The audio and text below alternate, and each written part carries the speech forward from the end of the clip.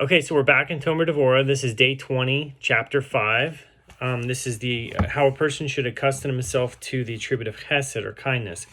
So it says the primary way to enter into the essence of Chesed, or kindness, is to love God so absolutely that he will never forsake his service for any reason. For compared with his love, blessed is he, nothing else is considered love by him. Therefore, he should first prepare the requirements of his divine service, then the remainder may be used for other needs. This love should be fixed firmly in his heart, whether he receives benefits from the Holy One, blessed be he, or suffering and chastisement. Both should be considered expressions of God's love for him.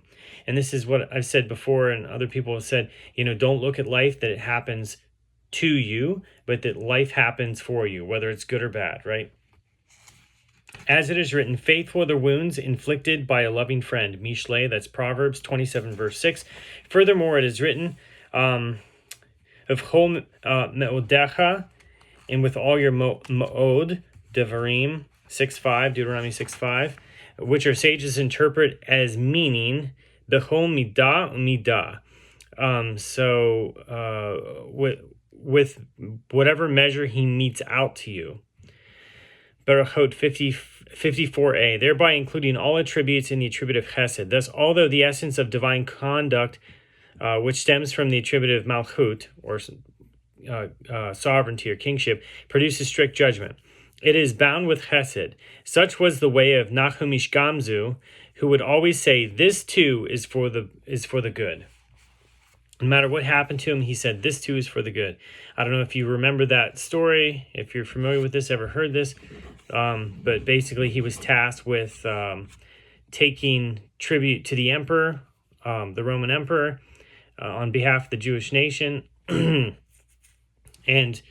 he stopped at an inn, and the tribute was in some chest or something like that, and somebody in the middle of the night, some robbers stole what was in the chest and put dirt in the chest so that it would still feel heavy.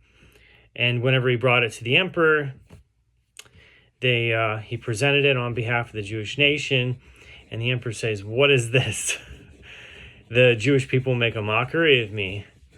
And he was the type of person that, everything he said, this too is for the best. This too is for the good. So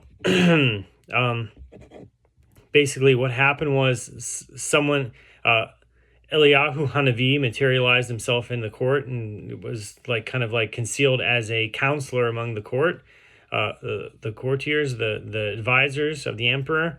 And he basically said, well, wait a second, don't execute him right away. Let's see. There's a legend that their forefather Abraham had a special type of dirt that he would throw into the air at his enemies, and it would turn into arrows and spears and stuff like that. So they had an enemy that they had a hard time defeating, and they took it to the front lines. They held him in custody, took it to the front lines of the battle, and used it in such a way. And it did turn into these, spears and arrows. And they were able to vanquish this enemy that they had such a problem trying to overcome.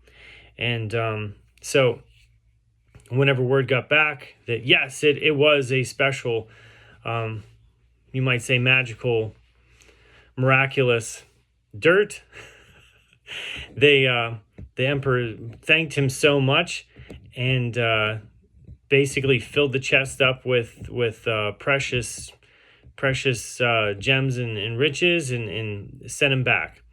And on his way back, he went to the same inn, and the same robbers seen him there, and they basically heard the story, and they were like, of course, that dirt that we dug out of the hill back there to put in his chest on his trip to the emperor, it must be magical dust or dirt. So they decided to bring some to the emperor, and of course for them it was not miraculous, and they were executed.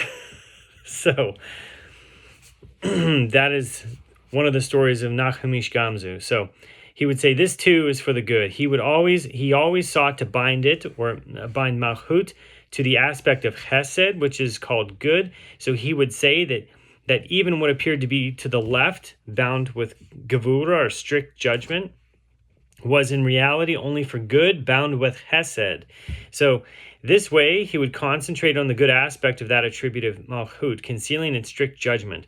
This is a great mode of conduct, to be bound forever with Chesed. So in the Tikkunim, they explain who is a Chassid, a pious person, one who does Chesed or kindness towards his Creator. For the granting of Chesed that man does in this world, your charitable deeds, should be done having in mind the parallel supernal rectification of the attribute of Chesed, which is considered granting Chesed towards his Creator. Now it is necessary to know what are the types of charitable deeds or practices among men, so that the parallel can be done with one's Creator above. If one wants to acquire the attribute of Chesed, therefore, we will state that the various types of charitable deeds are the following. First, at the moment of a child's birth, one must provide him with all the necessities for his sustenance. Thus, he should have in mind that this is a time of the birth of Tiferet from Bina. So, what Tiferet is like beauty from understanding. If her labor is difficult because the aspect of strict judgment, God forbid, Tiferet will emerge toward the aspect of Gevurah, or strict judgment, and its birth will be difficult. Therefore, it is necessary to prepare there whatever possible, so that the birth of Tiferet will be according to the aspect of right, or the right side, symbolizing Chesed, and the child will be born without any blemish at all. As we pray in the Rosh Hashanah prayer, and release our judgment as light, awesome, holy one. That is to say, we pray that Tiferet, which signifies judgment, should emerge toward the aspect of light, which is the right side, and will thus be sanctified and separated from strict judgments. Included in the above is one's intention in his deeds to constantly bind Tiferet to Chesed and extract it, meaning Tiferet, from Bina toward the side of Chesed. Then the infant will emerge strong and cleansed of spiritual imperfections. Almost all the prohibitions of the Torah are included in this idea, so as not to arouse Gevurot, to cause overpowering judgment, thus making the birth of Tiferet difficult, God forbid.